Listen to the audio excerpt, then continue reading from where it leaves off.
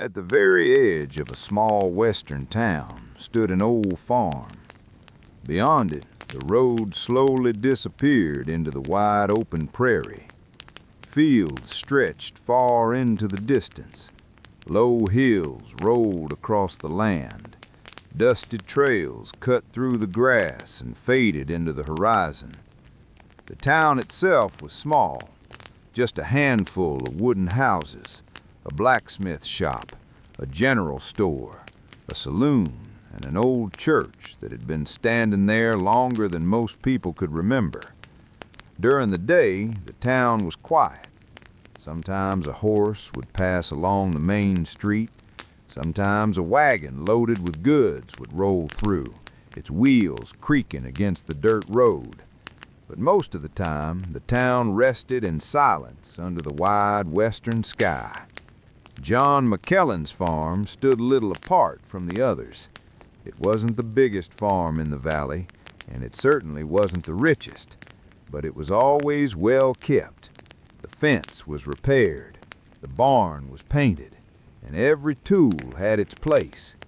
John himself was a simple and quiet man. He never talked much, but he worked from sunrise until darkness covered the fields. Every morning he stepped out onto the wooden porch with a cup of hot black coffee in his hand. The sun would just be rising over the prairie. Long shadows stretched across the fields, and beside him, almost every morning, sat his dog, Buck. Buck was a large reddish dog with sharp, intelligent eyes. No one really knew what breed he was. Maybe part herding dog, maybe part hunting dog, but to John that didn't matter. Buck was the best helper a farmer could ask for. He chased mice out of the storage shed, guarded the chickens, and ran beside the horse when John worked the fields. At night, he walked the yard so quietly that you could barely hear him. John often said Buck understood more than some people did. But there was another helper on the farm. At least, there was supposed to be. Inside the house, behind a thin wooden wall, loud snoring could still be heard. Billy. Billy was John's nephew, a young man who didn't care much for early mornings and cared even less for hard work. If a fence needed fixing, Billy somehow found a reason to do it tomorrow. If sacks of grain needed carrying, he quickly discovered a comfortable spot in the shade. And if there was any chance to avoid work altogether, Billy almost always found it. Sometimes Buck would look toward the door of the house, as if wondering why that boy slept longer than anyone else on the farm. John would only smile quietly and take another sip of coffee. He never truly scolded Billy, and he never sent him away, because many years earlier, John had made a promise. Before she died, his younger sister held his hand and said softly, "Take care of my boy."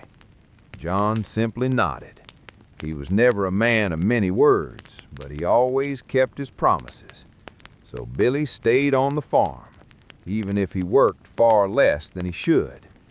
John finished his coffee and set the cup on the porch railing. Buck immediately stood up. Spring had just begun.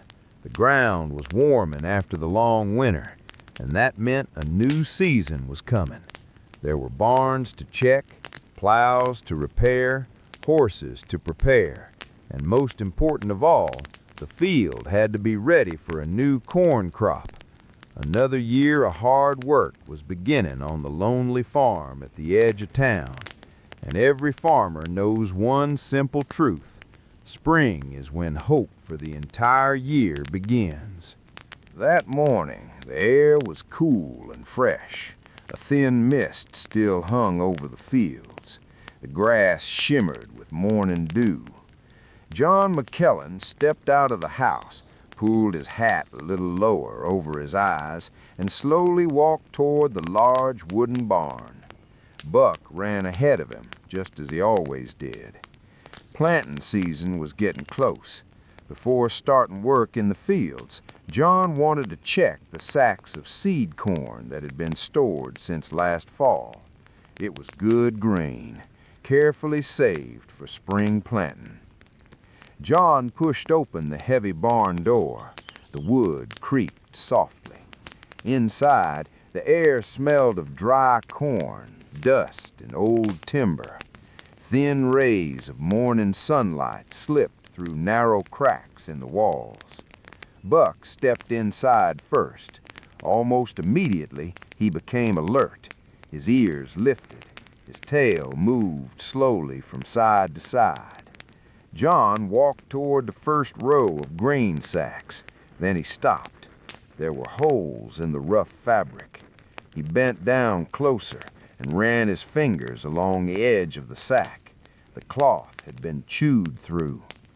"Damn mice," John muttered quietly. He lifted the sack and gave it a gentle shake. Some of the grain spilled onto the wooden floor. Several kernels were half-eaten. Others had been crushed into dust. John checked the second sack, then the third. The story was the same. Rodents had found the grain. Suddenly, Buck dashed toward the corner of the barn. A rustling sound, then a short squeak. The dog began searching quickly between the crates and sacks, sniffing for more mice. Another squeak, another quick jump. Buck had clearly decided it was time for a serious hunt. Meanwhile, John slowly walked through the barn, checking the rest of the grain sacks. Some were untouched, but many had been damaged. A good portion of the seed corn was ruined. For a few moments, John simply stood there, looking at the floor scattered with grain. Footsteps sounded outside. Billy appeared in the doorway. He looked sleepy and slightly disheveled. "Already started working?" he mumbled, yawning. Then he noticed the sacks. "Well, look at that," he said, stepping closer. "Looks like the mice had themselves quite a feast." John didn't answer. Billy lifted one of the sacks and examined the holes. "Well," he shrugged, "guess we're just unlucky this year." John slowly turned his head. "What do you mean?" Billy leaned against the wall. "I mean the obvious. We've got a lot less seed now. Maybe we plant only half the field."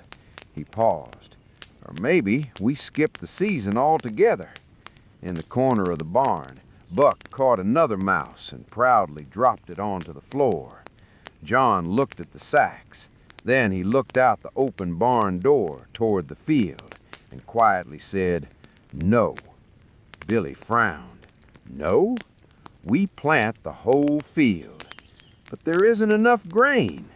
John lifted one of the sacks, untied the rope, and poured the corn onto a wooden table.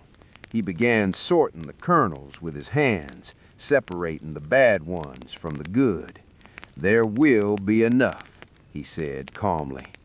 Billy shook his head skeptically, but John was already working, because he knew one simple truth. A farmer does not give up because of a few mice. If you give up in the spring, there will be no harvest in the fall. For several days after the unpleasant discovery in the barn, John hardly rested. He and Billy spent hours sorting through the grain that could still be saved. The good kernels were set aside for planting. The damaged ones were poured out for the chickens. There was plenty of work.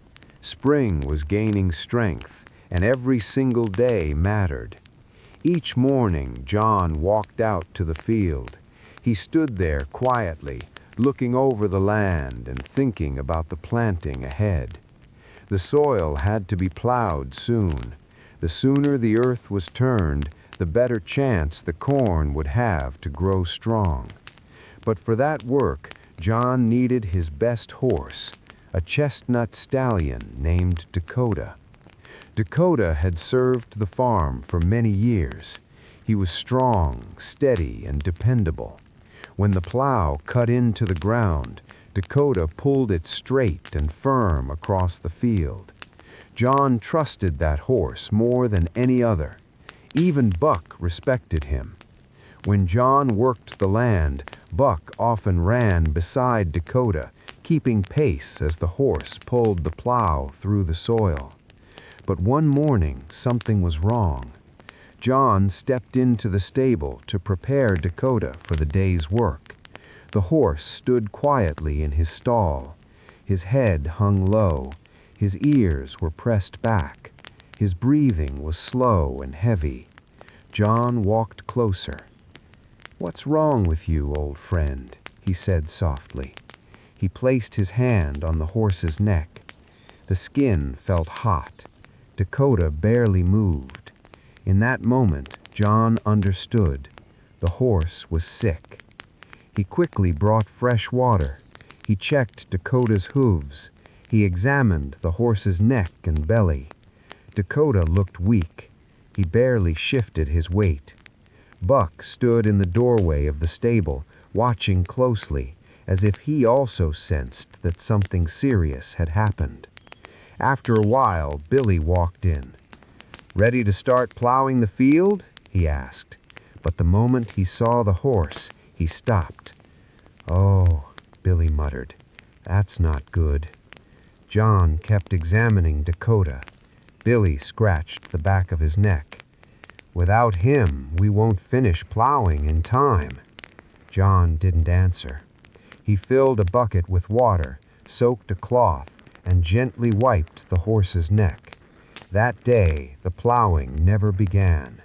The next day, it didn't begin either. John spent most of his time in the stable. He fed Dakota, changed the water, pressed cool cloths against the horse's neck, and sometimes he simply spoke quietly to him, like an old friend.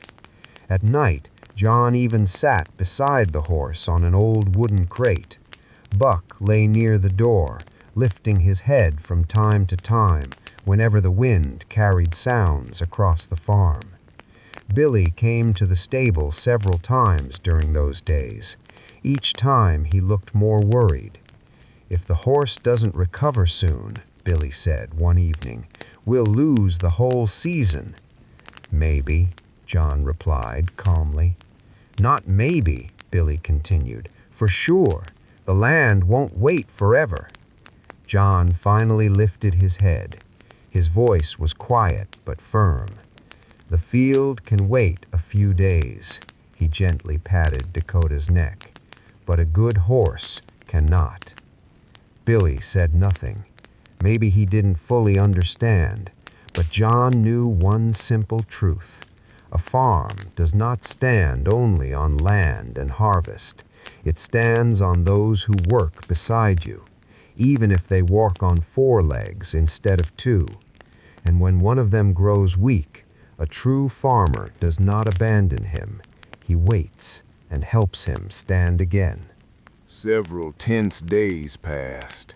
The spring sun climbed higher above the prairie, and the soil in the fields grew warmer with each morning.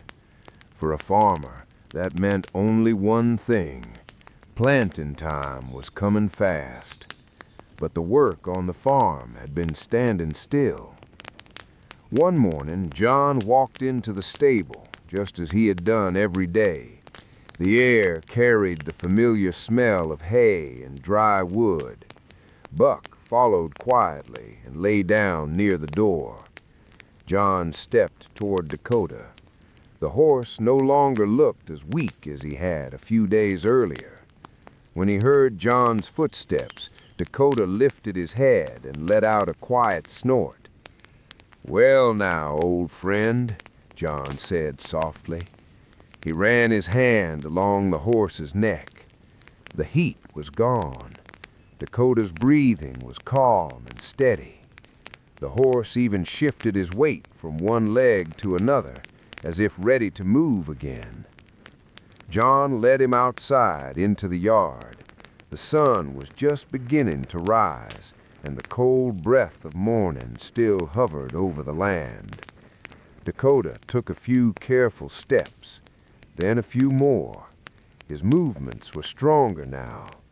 Buck trotted beside him, watching closely, as if making sure the horse was truly well again. John smiled quietly. "Looks like we'll still work together," he said. Just then, Billy stepped out of the house. He still looked sleepy, but the usual laziness on his face had vanished. "Wait, he's better?" Billy asked in surprise. "Almost," John replied. Billy looked out toward the field. "Then we should start right now." John nodded. They quickly prepared the plow. The old leather straps were checked. The metal blade was cleaned of rust. There was a great deal of work ahead. When the plow finally cut into the soil, John felt the familiar strain in his hands. Dakota leaned forward and began to pull. Slowly, steadily, the dark earth rolled over in wide strips behind them. At last, the work had begun. But time was short, so they worked from sunrise until darkness covered the prairie. Every day began the same way. The pale light appeared on the horizon, and John was already in the field. Row after row, the plow moved forward. Buck ran nearby, sometimes disappearing between the fresh furrows. Whenever a mouse or small rodent burst from the soil, Buck sprang after it instantly. His quick leaps and sharp barking often sent the pests running long before they could reach the crops. Sometimes the dog simply ran beside Dakota, almost like he was keeping the horse company. Billy had a new job now. Before, he had often found excuses to rest, but now there was little time for that.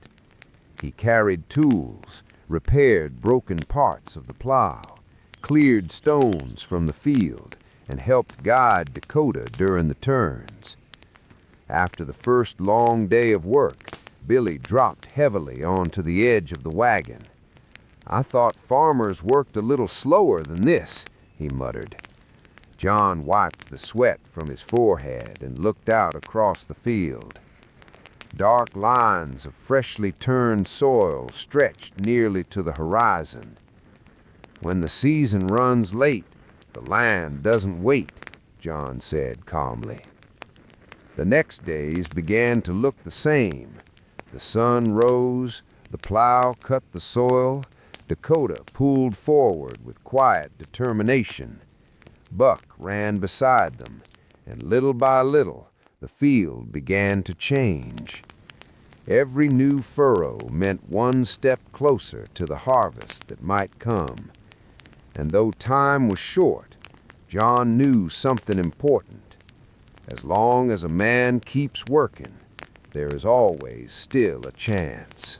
When the last rows of corn were finally planted, John felt a quiet sense of relief. The work was done. The field stretched out in long, even lines, and the seeds now rested beneath the soil, waiting for their time. After planting, farmers usually begin to watch the sky, because that is when the most important waiting begins, waiting for rain. During the first few days, everything seemed fine. The sun shone gently, the wind was light, and the soil still held the moisture of spring. But then the sky began to change. The days grew warmer. The clouds slowly disappeared, and one morning John stepped onto the porch and saw nothing but a wide, endless blue sky. Not a single cloud. Buck sat nearby, looking toward the field. The air already felt dry, even though the sun had only just begun to rise. John took a quiet sip of his coffee. "We could use a little rain, old friend," he said softly. But the rain did not come. 1 week passed, then another. Day after day, the sun climbed above the prairie, slowly drying the land. The air grew hotter. The wind carried dust from distant roads. One afternoon, John walked out to check the field. He knelt down and ran his hand through the soil. It was dry. In some places, the ground had already begun to crack. Thin lines slowly spread across the earth between the rows where the corn was supposed to grow. Buck moved carefully between the furrows, sniffing the ground. Even he seemed to sense that something was wrong. That evening, John rode into town to pick up a few tools. Outside the general store, several farmers were already standing together. They spoke quietly, but everyone was talking about the same thing. "The sky's bone dry," old Harper said. "Nothing sprouted in my field yet," another farmer replied. "If we don't get rain in another week," a third man added, "it's going to be a bad year." John listened without saying much. He had heard these conversations many times in his life. Farmers always watch the sky, and they always worry. When John returned home, Billy was sitting on the porch. "So, what's the news in town?" Billy asked. "The same as here," John answered. Billy looked out across the field. "I think we're just unlucky this year." John slowly set a bucket beside the wall. "It's too early to say that." Billy shrugged. "If the rain doesn't come, the corn won't grow." "Maybe. And if it doesn't grow," Billy continued, "then all these weeks of work were for nothing." John looked out across the field where the rows of soil faded into the warm evening haze. "Work is never wasted," he said quietly. The next days were difficult. The sun burned down on the land. The wind carried dust across the prairie. Small corn sprouts began to appear, but slowly, and they looked weak. Every day, John walked the field. He checked the soil, repaired the fences, carried water for the horses, and fixed tools around the farm. There was always work to do, even when the sky stayed empty. Buck followed him step by step. Sometimes John would stop in the middle of the field and look toward the horizon, toward the distant hills where the land touched the sky. Maybe, someday soon, clouds would come from there. Billy often stared at the sky with doubt, but John knew something every farmer understands. Hope does not appear when the rain finally falls. Hope appears when you keep working, even when the sky is empty. The days passed. Then another week. Each morning the sun rose over the prairie and slowly burned the moisture out of the land. The field looked quiet and still. Small corn sprouts had appeared, but they were weak and slow to grow. The soil between the rows grew harder with every day. The cracks in the ground were wider now. Every morning John stepped onto the porch with a cup of coffee and looked up at the sky. It always looked the same, wide, clear, endless, and empty. Buck sat beside him, lifting his head now and then, as if he were also searching for clouds. Billy had almost stopped talking about the harvest. Most days he simply stared at the field and shrugged. "Maybe the land just decided to take a year off," he said once. John didn't answer. That afternoon, he spent a long time working in the stable. He checked the harnesses, repaired an old wagon, and fixed a loose board near the stall. When the sun began to sink toward the horizon, he stepped outside, and suddenly he noticed something different. The wind. It had changed. It was no longer hot and dry. Now it carried a faint coolness. Buck suddenly lifted his head and gave a low bark toward the horizon. John looked in the same direction. Above the distant hills, a dark line of clouds had appeared. At first it was thin, but slowly it began to grow. Within an hour the sky looked heavy and dark. The wind began to move the tall grass more strongly. Old boards on the barn creaked softly. Billy stepped outside and looked up. "Looks like a storm," he said. John didn't reply. His eyes stayed fixed on the clouds. The air grew thick and heavy, and then the first drop fell onto the wooden porch floor. Then another. Buck tilted his head and looked up. A few more drops struck the dusty ground. Billy raised his eyebrows. "Wait, is that?" But before he could finish, the sky opened. Rain poured down in wide, heavy streams. It drummed against the roof of the house, against the barn, against the old wagon, against the thirsty ground. The dust vanished instantly. The smell of wet earth filled the entire yard. John stepped forward and stood out in the rain. Drops fell on his hat, on his shoulders, on his face. Water ran across the dry soil and disappeared quickly into the cracks. He looked toward the field as the ground slowly darkened with moisture. And then he laughed, quietly, not loudly, but like a man who had been waiting a very long time for this moment. Buck began running across the yard, barking happily as if he were celebrating too. Billy stood under the small roof by the porch, watching John. He had never seen him like this before. "It's just rain," Billy said softly. John turned toward him. "For a town," he replied, "maybe." Then he pointed toward the field. "But for a farmer, it can be the difference between a hungry winter and full barns." The rain kept falling harder. Water ran from the roof and formed small streams across the yard, flowing toward the field. After a moment, Billy stepped out from under the shelter. He stood in the rain as well.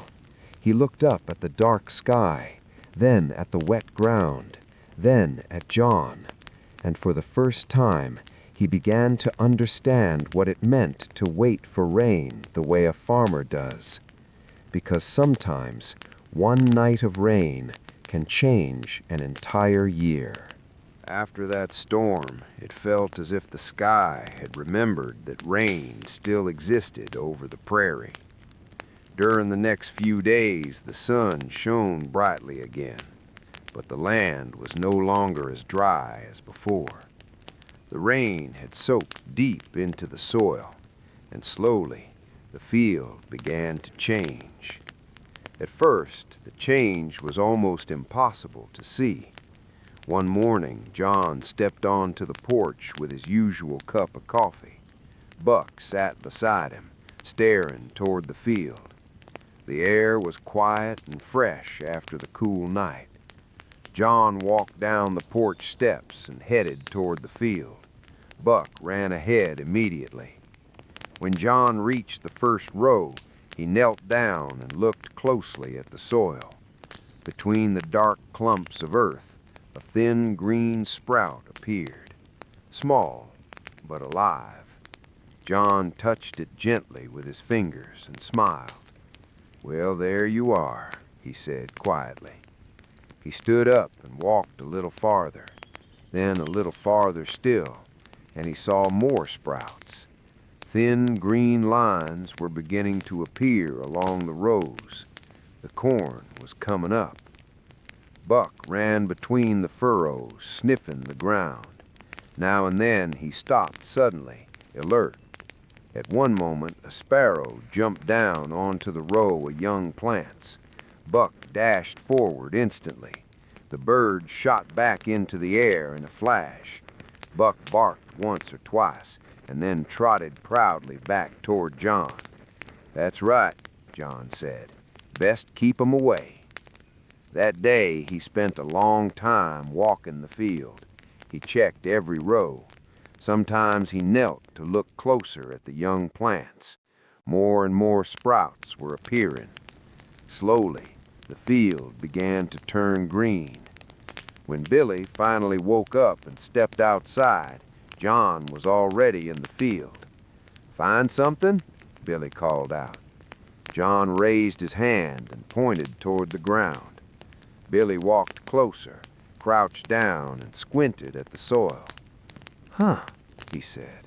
"It's really growing." John nodded. The rain came just in time. Billy brushed the dirt lightly with his hand. "I thought nothing would come up." Sometimes the land is more patient than people.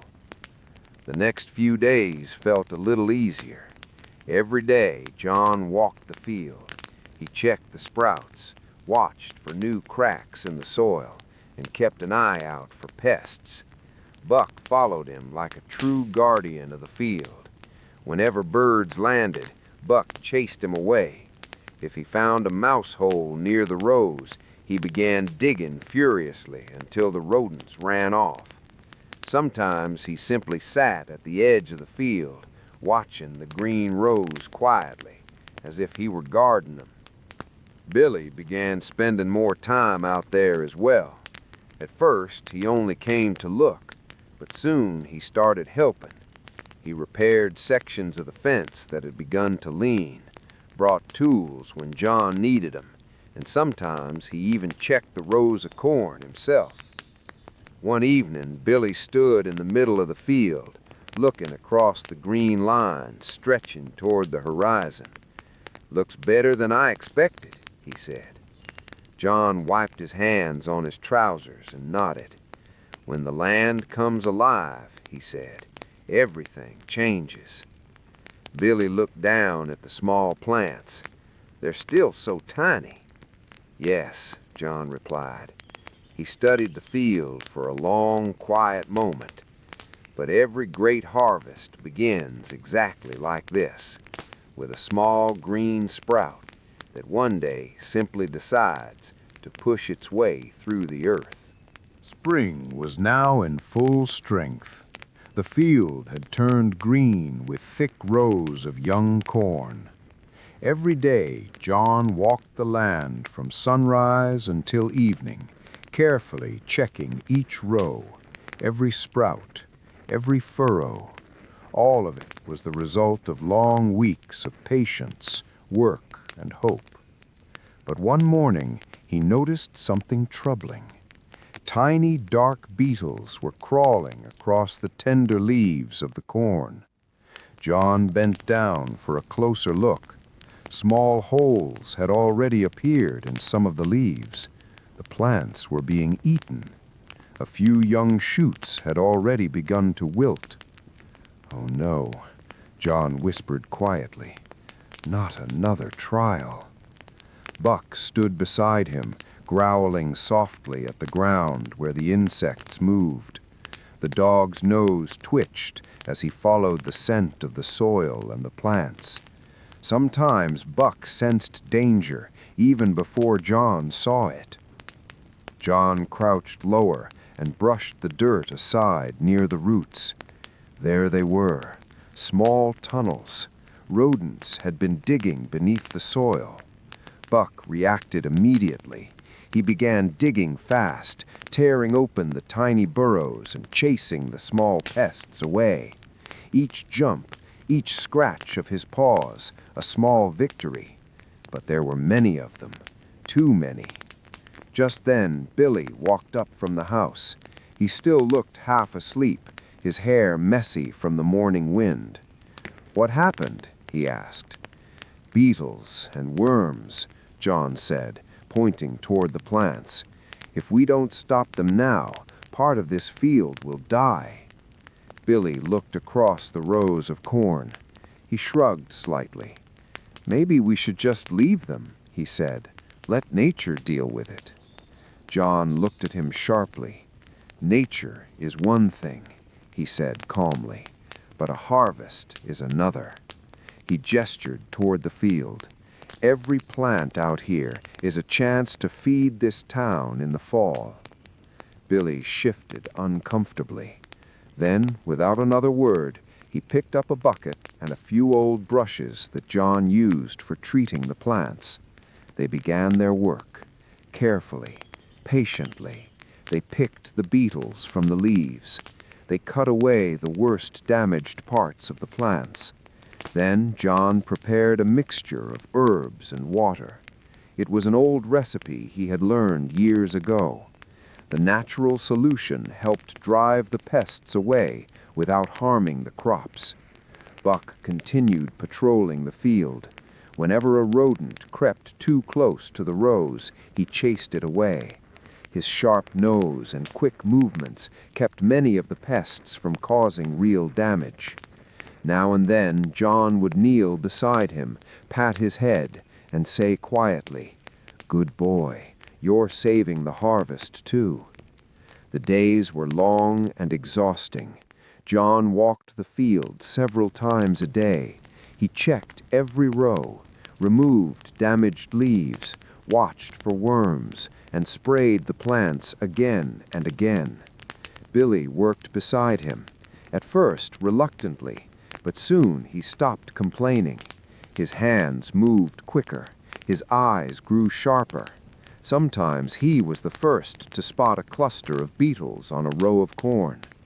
Buck ran beside them like a true guardian of the field. He tore open rodent burrows and barked proudly whenever another pest fled the rows. Little by little, the balance began to change. The pests were still there, but they were no longer winning. Every protected row, every saved plant brought new hope that the field would survive. One evening, John stood among the green rows and looked across the field. Then he spoke quietly. Patience and hard work always bring results, even when it feels like the enemy is stronger. Billy looked at him, and for the first time, he felt something new: responsibility. The field was still green. The pests were only a temporary challenge, and together they were learning how to overcome it.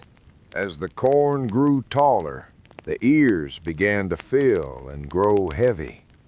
The field had changed. Not long ago, it was only rows of small green shoots. Now it smelled of fresh leaves, warm soil, and life. John spent long hours walking through the rows. He checked the leaves. He listened to the soft rustle of corn in the wind. His heart beat a little faster these days. This harvest mattered. The town depended on it, and John could not allow their hard work to be lost. One morning, just as the sun began to rise over the prairie, John noticed something strange. Several ears of corn were missing from the end of one row. At first, he thought it might be an animal, but when he walked farther into the field, he saw footprints in the soil. Small footprints. They led from the edge of the field toward the nearby trees. John clenched his fist. "Someone is taking the corn," he said quietly, "and it's not animals." He called Billy over. Together they studied the marks in the dirt. The prints were small, too small for an adult. John knelt down and ran his finger through the soft soil. "These belong to children," he said. Billy stiffened. "Children?" he asked. He stopped speaking for a moment as he understood the problem. "Yes," John replied. "We cannot ignore this. The harvest feeds many people. If someone steals, even children, we must stop it." That evening, they decided to keep watch. John knew they had to be careful. Children were not cruel. Sometimes they were only curious or hungry. But the field was his responsibility, and he could not allow the crop to disappear. When night came, John took a lantern and walked out to the field. His rifle rested quietly on his shoulder. Buck followed beside him. The dog could sense the tension. He sniffed the air carefully and moved silently through the rows. Billy stayed near the edge of the field. He held a lantern and watched the dark horizon.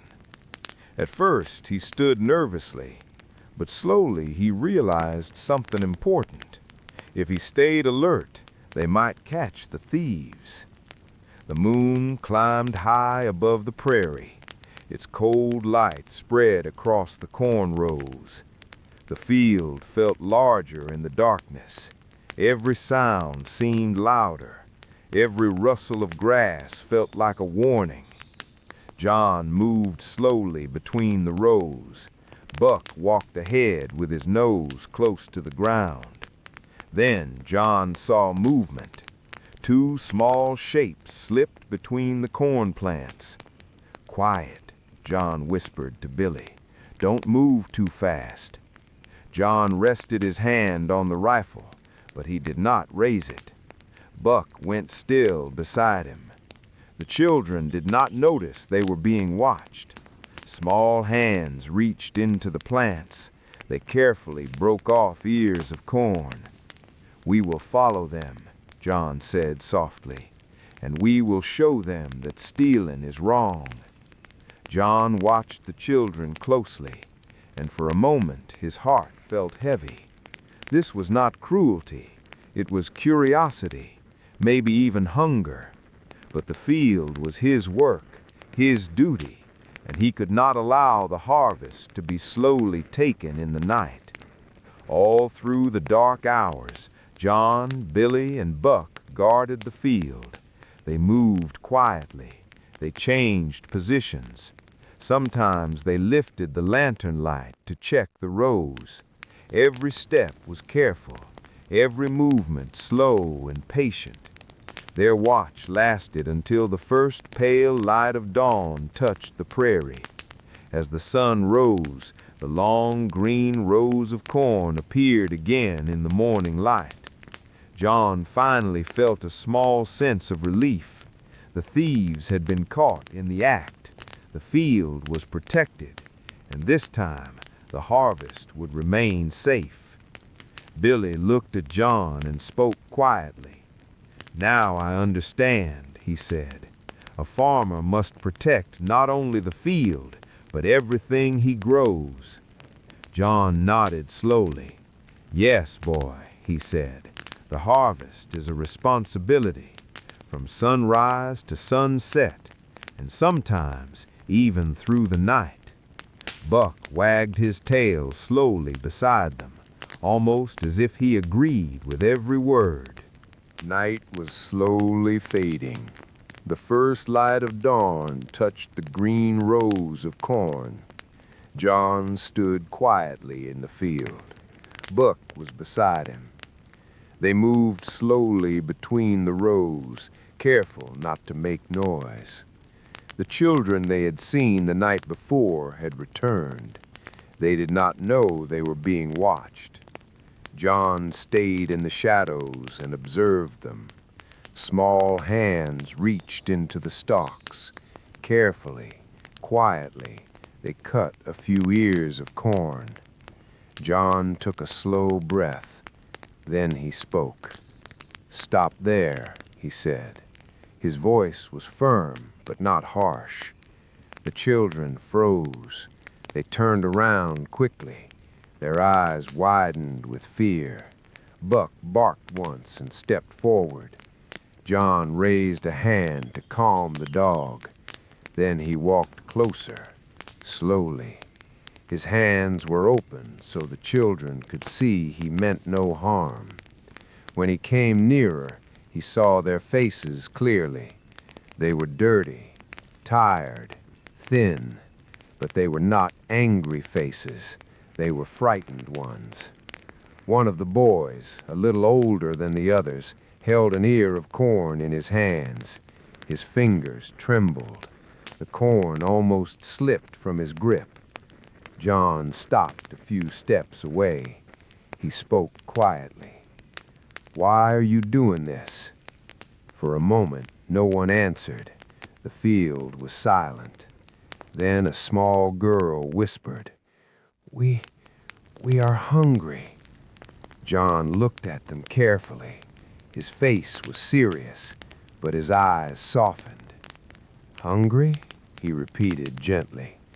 "Tell me the truth." The older boy swallowed and nodded. "Our father is sick," he said. "There is not much work now. Our mother tries, but we do not have enough food." He looked down at the corn in his hands. "When we see the corn here, we think maybe we can take just a little." Billy stood nearby. He did not know what to say. A moment ago, everything seemed simple. Someone steals, you stop them. But these were only children, and they were not cruel. They were simply hungry. John took a deep breath. Then he stepped closer. He lowered his hands. Strictness would not help here. "All right," John said quietly. "I understand your situation, but you cannot take food from someone's field without asking. It can be dangerous. In the dark, I might mistake you for a thief, and someone could get hurt." The children lowered their heads. "We won't do it again," the little girl whispered. John slowly sat down on the ground in front of them. His voice remained calm. "I know what hunger feels like," he said. "But there is a better way. If you need food, come and speak to me. Ask. Do not steal." The older boy looked up. His eyes were wet. "You really mean that?" he asked. John nodded. "I do. If you ask, I will give your family some corn. But you must promise me something. No more stealing." The boy nodded quickly. "I promise." Billy watched the whole moment in silence. Something inside him changed. He had never seen John act with both strength and kindness at the same time. Book sat down beside them. His tail moved slowly in the dirt. Even the dog seemed to understand that this moment mattered. John stood up and offered a friendly hand toward the children. "Go home now," he said gently. "Tell your parents the field is watched. But tell them something else, too. If they need help, they can come to me." The children nodded. They glanced once at Billy and at Buck. Then they hurried back toward the road that led to their home. John remained standing in the field. The rising sun now lit the rows of corn with warm light. For a moment he felt the weight of other people's struggles, but he also felt something lighter. He knew he had done the right thing. Billy walked up beside him. "I never knew you could be so human," he said quietly. John smiled. "Being human is part of farming, son. If a farmer forgets that, then the fields may be full, but the heart will be empty." Buck wagged his tail slowly. The field grew quiet again, but the truth of that morning stayed with them all. The morning sun was rising slowly over the prairie. Soft light spread across the long green rows of corn. John stood in the field with Buck beside him. The dog watched quietly while the wind moved through the leaves. John was thinking about the night before, about the children. They had gone home in fear, but the memory stayed with him. The field was his pride. Every row had been planted by his hands. Every ear of corn was the result of long days of work. Yet John also knew something else. Hunger can live in a person's heart, even in the heart of a child. Billy walked toward him slowly. He looked tired after the long night. "You're not gonna punish them?" Billy asked. His voice was full of surprise. "They were stealing your corn." John turned and looked at him. His voice was calm. "If I punish them," he said, "they will remember only fear." He looked across the field again. "But there is another lesson they can learn." Billy waited. John spoke slowly. "The land gives life," he said, "but it gives more when people respect it, and when they learn to share." Billy said nothing. He had never seen John make a decision like this. In Billy's mind, a farmer was simple. A farmer protected his field. A farmer followed rules. But now Billy saw something different. He saw patience, wisdom, and kindness. John began walking slowly between the rows. He checked the plants as he moved. The corn looked strong, healthy. The field was growing well. John felt something deep inside him. The land was given enough. Sometimes nature reminds people of an important truth. Real wealth is not only what you keep, it is also what you can give. "Billy," John said quietly as he walked, "I will allow that family to take a little corn." Billy stopped. He blinked in surprise. "You mean they were stealing, and now you are letting them take it?" John stopped walking. He turned and smiled. "Not letting them steal," he said, "teaching them something better." Billy frowned, still trying to understand. John spoke gently. "When people feel trust," he said, "they begin to respect what they receive. And when the land gives and we share it, the land becomes even more generous." Billy looked out across the green field. It was hard for him to understand how someone could be both strict and generous, how a farmer could protect his harvest and still forgive those who made a mistake. But slowly he began to see the meaning. John was teaching him something far greater than farming. Buck sat down near John's boots. The dog watched Billy closely. His tail moved slowly in the dust. John reached out and touched one of the green ears of corn. "The field gives," he said softly, "but only if we care for it, and only if we remember the people around us." He paused for a moment. "When you help someone who truly needs it, the land often gives back more than you expect." Billy finally nodded. Something inside him was changing. He was beginning to understand. Farming was not only hard work, it was also patience, understanding, and generosity.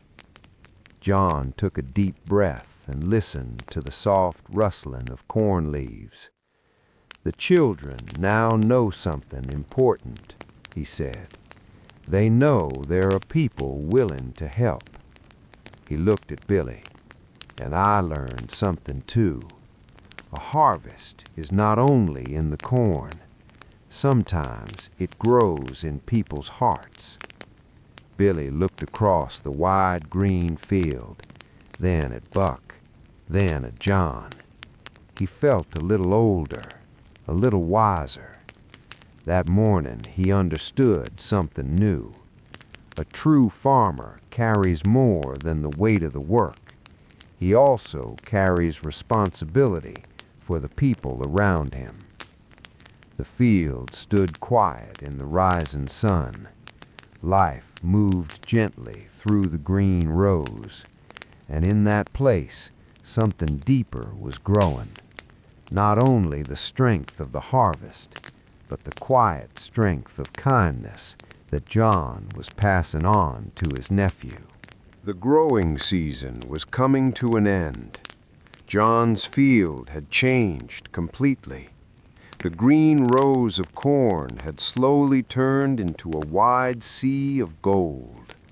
The ears were full and heavy, the leaves bent under their weight. From morning until evening, the sun shone across the golden rows.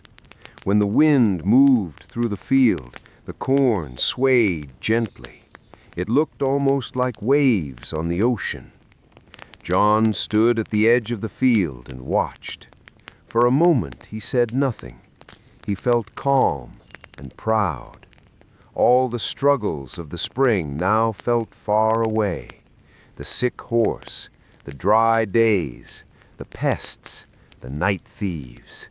Each challenge had tested them, but the field had survived, and now it stood strong.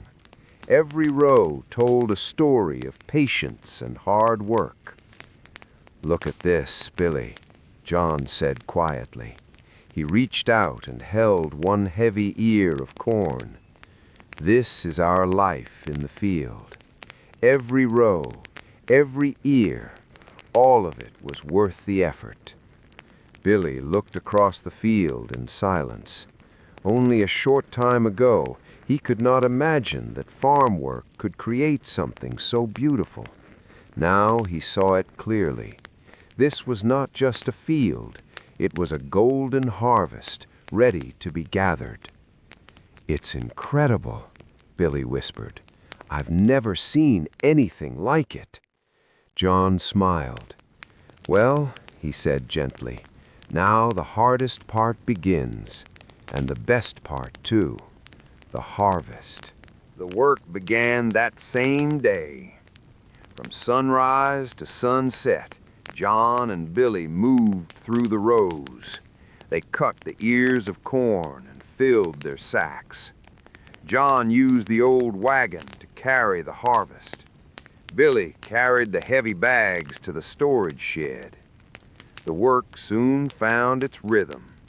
Cut, lift, carry, stack, again and again. Buck ran beside them through the field. The dog watched everything carefully. He checked the edges of the rows. He chased away birds. Sometimes he sniffed the ground, making sure no animals were sneaking toward the fresh corn.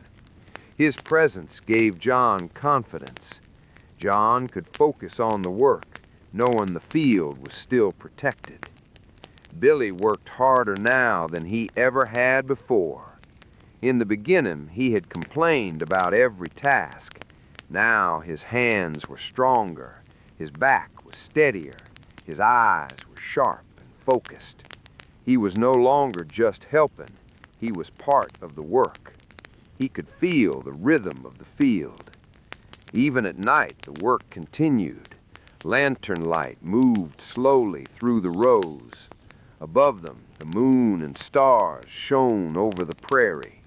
The quiet night air carried the soft sound of corn leaves and steady footsteps. Sometimes John paused to check the storage shed. He counted the sacks. He made sure everything was safe.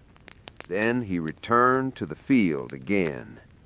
Day after day, the work continued, and slowly the harvest filled the storage rooms. Each full sack brought John a deep sense of satisfaction. This was the reward for patience, for long days, for never giving up. The golden field had become a source of life for the town. One evening, John stopped and looked across the rows. The sun was setting behind the prairie. Warm light touched the last rows of corn. "We did it, Billy," John said quietly. "This is what patience, hard work, and faith can bring." Billy looked at the field, then at the full sacks, then at Buck resting calmly between the rows. "Yes," Billy said softly, And now I understand something. Farming is more than work. It's a way of life." John nodded slowly. The field was nearly harvested. The barns were filling with corn, and thanks to their work and dedication, the town would have food for the coming season. Autumn arrived quietly. The mornings grew cooler. The sun was softer now than it had been in the heat of summer. John's field looked different. Not long ago it had been a wide sea of golden corn. Now the rows were slowly emptying as the harvest continued. Each day brought more sacks of corn, and the old wooden granaries began to fill faster than John had ever imagined. John stood near the large barn door. He leaned against the wooden frame and looked inside. Sacks of corn were stacked high, higher and higher, almost to the roof. The air smelled of dry corn, old wood, and fresh earth. Billy carried another sack inside. He wiped sweat from his forehead. "I've never seen anything like this," he said quietly. He placed the sack carefully on top of the pile. His hands were dusty. His shirt was wet from work. But this time, something was different. For the first time all season, Billy looked proud. John glanced at him and gave a small smile. "I didn't expect a harvest like this either," he said. "The land was generous this year." Buck lay near the entrance of the barn. The dog watched everything calmly. From time to time, he lifted his head when someone walked past, but mostly he rested quietly, almost as if he understood that their long work had finally paid off. More wagons arrived from the field. John and Billy carried sack after sack inside. They stacked them in careful rows. They checked the grain to be sure it was dry and clean. The work continued steadily. But then something unexpected happened. One morning, people from the town began to arrive. The first was Tom, the old blacksmith. He walked up the road with a wide smile and his old hat in his hands. "Heard you had a big harvest, John," Tom said. "Thought you might need a few extra hands." John nodded. "There's work enough for everyone." After Tom came the shop owner, then 2 other farmers. Later, even a few teenagers from the town joined them. People brought tools, pitchforks, rope, extra sacks, and most of all, they brought the will to work. Soon the farm felt alive again. But this time, it was not a struggle. It was teamwork. Men loaded the wagons. Boys carried sacks toward the barns. Women helped sort the grain near the storage rooms. Laughter moved through the farmyard. Even the hard work felt lighter. Billy watched all of this with surprise. "Why did they come?" he asked John quietly. John looked toward the busy yard. "Because they know this harvest is not only for me," he said. "In winter, this corn will warm many homes." Billy nodded slowly. Then he picked up another sack. Now he moved faster than ever before, and stronger too. He no longer complained. Instead, he worked with pride. Each sack felt like part of a victory. By evening, the granaries were nearly full. The wooden walls held rows and rows of corn. There was so much grain that some sacks had to be stored in the old shed nearby. John walked slowly through the storage rooms. He checked each stack carefully. His steps were calm and steady. He rested his hand on one of the sacks. "This will last through the whole winter," he said softly, and even longer. Billy stood beside him and looked around. The granaries were full. "Do you remember," Billy said quietly, "when I thought the season was lost?" John smiled. "I remember." "I was wrong," Billy said. John placed a hand on his shoulder. "Every farmer has doubts sometimes," he said. "The important thing is never to give up." Buck stood up and walked over to them. His tail moved slowly from side to side.